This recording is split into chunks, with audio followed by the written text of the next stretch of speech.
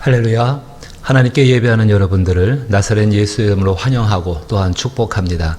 우리 놀라우신 하나님의 평강과 은혜와 사랑이 함께하기를 축원하오며 찬송가 34장입니다. 참 놀랍도다 주 크신 이름.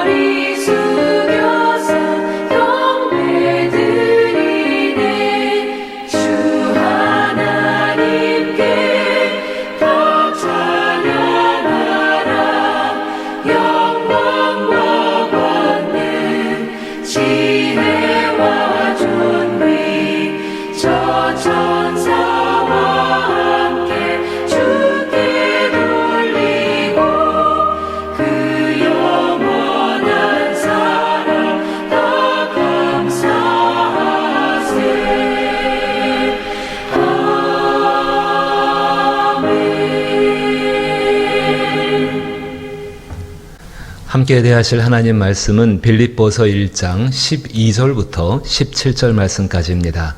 신약성경 318면에 빌립보서 1장 12절로부터 17절 말씀입니다. 제가 말씀을 봉독하겠습니다.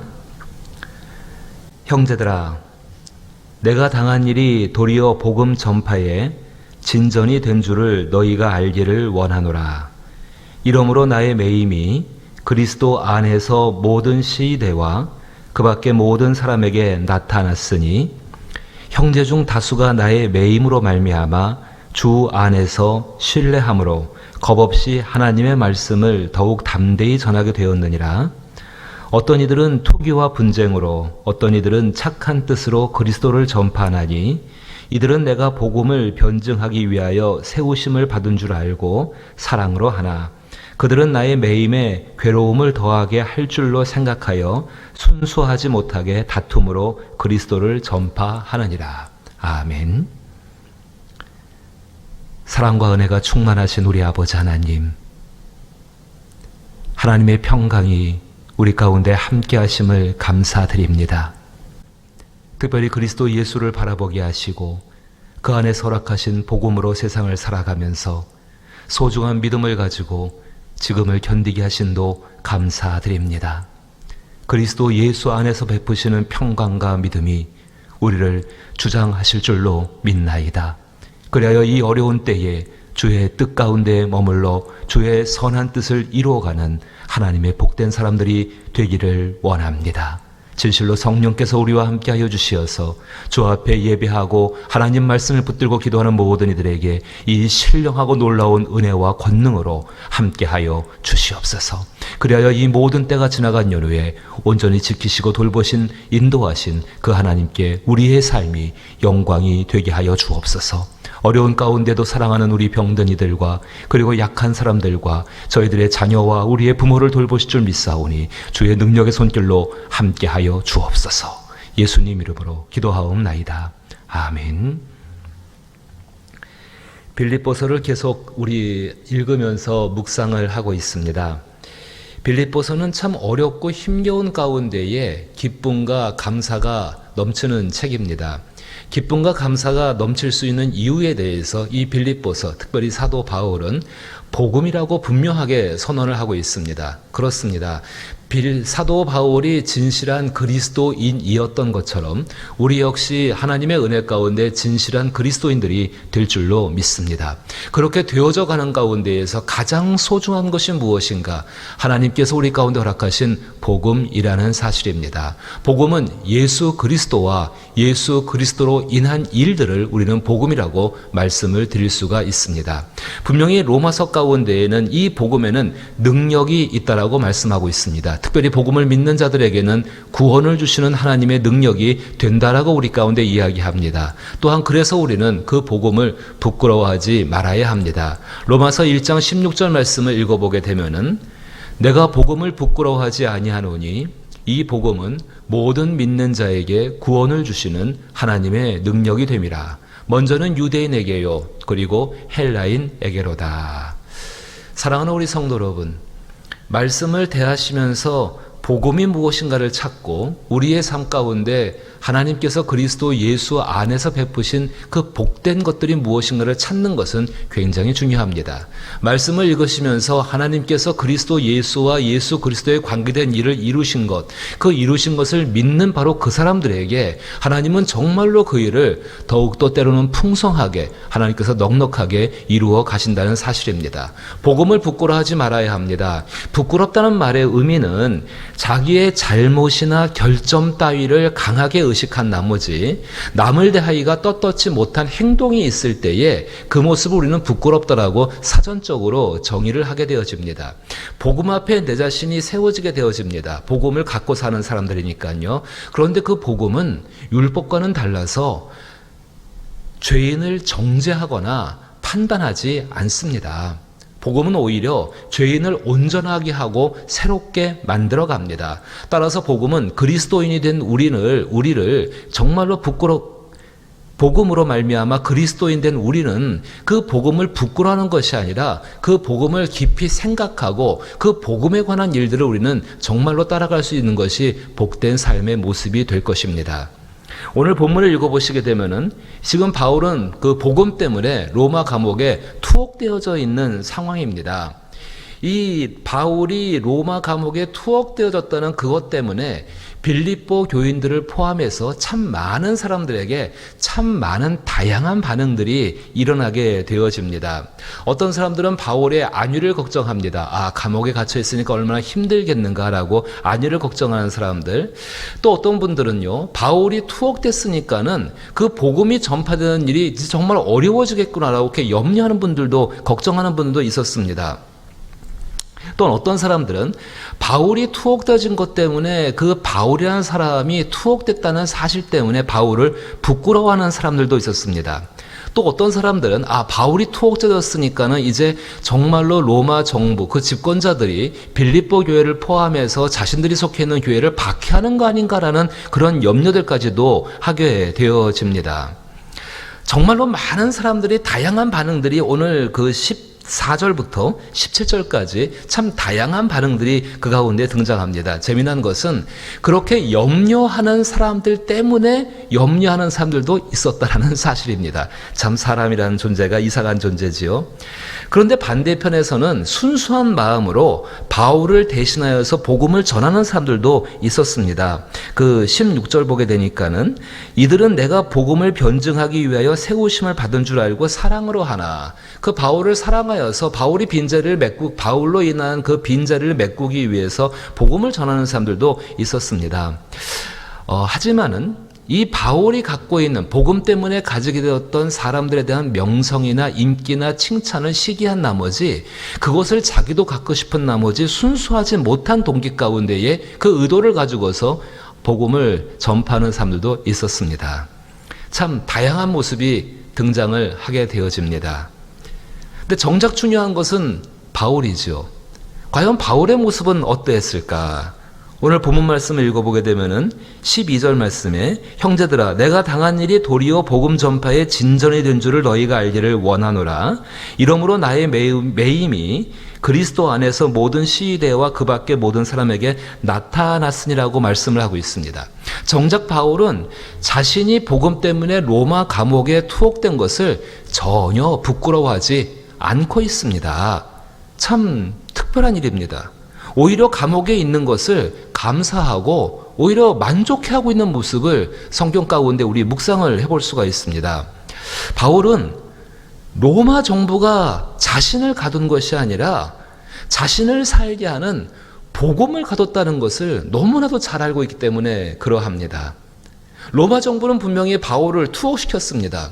하지만 정작 바울의 입장에서는 자신의 몸은 감옥 안에 들어가 있지만은요, 이제 뒤에도 보시겠지만은 자신의 생명보다 훨씬 더 중요한 예수 그리스도와 예수 그리스도의 일들이 이루어지는 그것이 자기의 생명보다 훨씬 더 중요합니다. 그러니까 바울의 입장에서 볼 때는 자기를 가둔 것이 아니라 복음을 이 로마 정부가 지금 가두었다는 것을 이 바울은 알고 있습니다. 그리고 자기 때문에 많이 염려하는 그 빌립보 교인들을 포함한 많은 사람들에게 이 로마 정부가 가둔 것이 자기 자신, 바울의 육체를 가둔 것이 아니라 바울을 바울되게 하는 복음을 가두었다라는 그 사실을 이 교회들이 알기를 원하고 있는 것입니다. 그래서 오늘 본문에 이렇게 이야기합니다. 오늘 본문 말씀 가운데에서 그 12절에 형제들아 내가 당한 일이 도리어 복음 전파의 진전이 된 줄을 너희가 알기를 원하노라. 사실 그랬습니다. 로마 감옥 안에 있는 그 바울을 그게 좋은 뜻이든 간에 나쁜 뜻이든 간에 찾아오는 사람들은 바울을 만나면서 바울을 통하여서 복음을 만나게 됩니다. 법을 집행하는 로마의 관리가 바울의 죄를 조사해야 될 거 아닙니까? 무슨 죄가 있는지 그 죄를 증명해야 되니까는요. 근데 바울의 죄는 복음으로 말미암아 사람들을 선동한다는 것이 이 바울의 죄명이었습니다. 그 죄를 조사하기 위해서는 그럼 사람들을 선동한 죄가 무엇이냐? 복음이다. 그럼 복음을 알아야지만이 그 죄를 분별을 할 수가 있겠지요. 그러니까 바울은 앉아서 편안하게 이제는 찾아다니는 것이 아닙니다. 앉아서 편안하게 찾아오는 사람들, 그것도 로마 정부 가운데 힘이 있고 권세가 높은 사람들에게 찾아오는 사람들에게 차분하게 복음을 전하고 있는 모습, 바로 그 모습입니다. 사랑하는 성도 여러분, 한번 보십시오. 여러분 말씀을 통해서 한번 묵상을 해보십시오. 바울이 갇혀 있는 것인가 아니면은 복음을 가두어 둔 것인가? 아주 중요한 것이 있습니다. 복음 안에는 믿는 자에게 구원을 주시는 하나님의 능력이 나타납니다. 복음은 사람의 이성과 지식을 뛰어넘는 결과들을 반드시 만들어 갑니다. 그럼 진짜 중요한 것이 있습니다. 그 복음을 가두어 둘 수가 있는가? 복음을 가두어 두지를 못하지요. 사랑하는 성도 여러분, 우리 정말 깊은 것 한 가지를 생각해 보아야 합니다. 저와 여러분들, 그리스도인들, 복음 때문에 그리스도인들이 된 사람들입니다. 새 생명을 어떻게 얻게 되어졌습니까? 영생을 어떻게 얻게 되어졌습니까? 예수 그리스도와 예수 그리스도라는 일들 때문에 하나님께서 우리 가운데에 새 생명을 주시고 영생을 가지게 하였습니다.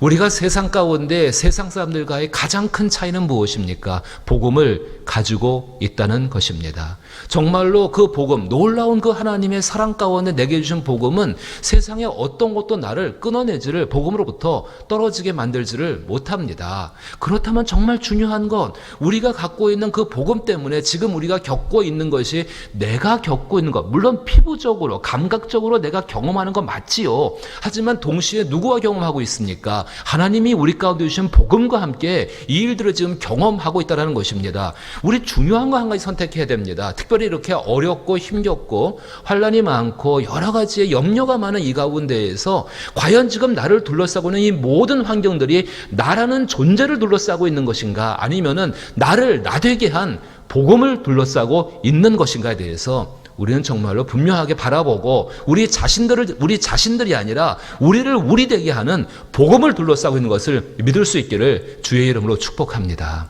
복음은 결단코 가두어 둘 수가 없습니다. 교회의 기초는 복음에 대한 믿음입니다. 코로나19로 인하여서 교회와 그리스도인들이 지금 상당 부분 자유를 억압받는다라고 생각을 할 수가 있습니다. 근데 이 바울의 태도와 같이 우리의 태도를 조금 바꾸어 보십시다. 생각하는 관점을 바꾸는 겁니다. 교회와 그리스도인들이 가지고 있는 복음을 제한할 수 있는 것은 다 아무것도 없습니다. 정말로 복음은 그런 것들에 의해서 제한을 받지가 않습니다. 왜입니까? 그 안에는 하나님의 능력이 담겨져 있기 때문에 그러합니다. 오직 복음을 제한할 수 있는 것, 그것은 우리 스스로 교회가 복음을 부끄러워할 때입니다. 언제 부끄러워할까요? 그 복음이 우리를 온전케 하고 우리를 용납하고 우리를 완성시켜가고 우리를 품어주고 우리를 이끌어간다는 것에 대해서 우리가 의심하고 그것을 따라가지 않을 때입니다. 복음이 제한받는 것은 오직 복음을 가지고 있는 교회와 그리스도인들이 부끄러워할 때입니다. 믿음과 사랑에는 차이가 없습니다. 사랑해야 믿을 수 있고 믿어야 사랑할 수 있죠. 그 말을 반대로 한번 해보십시다. 믿지 않는다라는 것과 사랑하지 않는다는 것도 차이가 없다고 생각합니다. 복음을 부끄러워하지 않는, 복음을 부끄러워하는 것, 그것은 결국 복음을 믿지 않는 것이고 사랑하지 않는 것입니다. 가장 큰 특징이 어떻게 나타납니까? 복음을 부끄러워할 때 우리는 복음을 기억하지 않습니다. 그리고 복음편에 서지를 않습니다. 그리고 복음을 중심으로 생각하지 않게 되어집니다. 예수님께서 굉장히 중요한 말씀을 하셨습니다. 마가복음 8장 38절 말씀에 누구든지 이 음란하고 죄 많은 세대에서 나와 내 말을 부끄러워하면 인자도 아버지의 영광으로 거룩한 천사들과 함께 올 때에 그 사람을 부끄러워하리라. 지금 우리는 우리 자신이 구속받고 있는 것이 우리가 육체가 느끼는 것이지만은 실제로는 복음을 정말로 사람들이 구속하려고 합니다. 그리스도인들은 복음을 빼앗아 가려고 할 때에 생명을 내걸고도 싸울 수 있는 사람들입니다. 그러나 복음 때문에 육체가 구속된 것을 가지고는 싸우지 않습니다. 이미 복음 때문에 구원을 얻었기 때문에 그러합니다. 옥에 갇힌 바울처럼 복음의 역사를 믿을 수 있기를 다시 한번 축복합니다. 그리고 바울이 빌립보 교인들을 가르치는 것처럼 정말로 우리 자신들이 갖고 있는 복음, 그 복음을 세상은 가둘 수가 없고 우리는 그 복음과 함께 있음을 우리 자녀들에게도 가르쳐 줄 수 있게 되기를 주의 이름으로 축복합니다. 아무리 우리가 예배를 드리지 못하고 만나지 못한다 할지라도 더 어려운 상황을 분명히 하나님이 이 상황을 정리하시고 다시금 기쁨의 날을 주실 줄로 믿습니다. 하지만 그날에 이를 때까지 복음은 가둬둘 수 있는 것이 아니고 그 하나님의 능력이 나타나는 그 복음과 함께 지금 내가 살아가고 있음을 알려줄 수 있는 저와 여러분 될 수 있기를 주의 이름으로 축복합니다.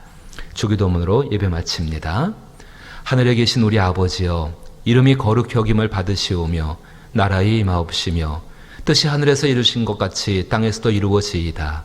오늘날 우리에게 일용할 양식을 주옵시고 우리가 우리에게 죄 지은 것을 사하여 준 것 같이 우리 죄를 사하여 주옵시고 우리를 시험에 들게 하지 마옵시고 다만 악에서 구하옵소서. 대개 나라와 권세와 영광이 아버지께 영원히 있사옵나이다. 아멘. 복음을 믿는 것이 참 중요합니다.